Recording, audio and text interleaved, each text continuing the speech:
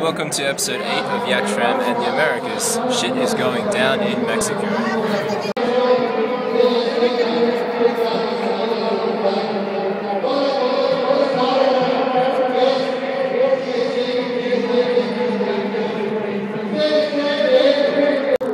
So as far as I can tell, it seems to be some kind of protest because they want a democracy or they're celebrating democracy. Either that or it's also their 75th year anniversary of becoming a Republican state.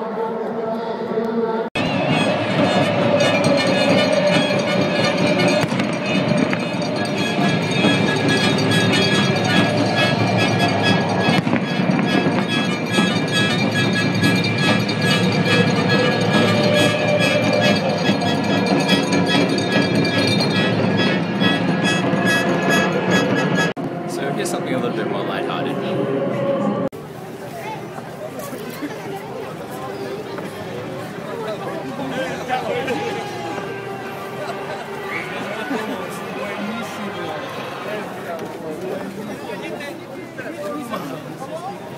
Santana.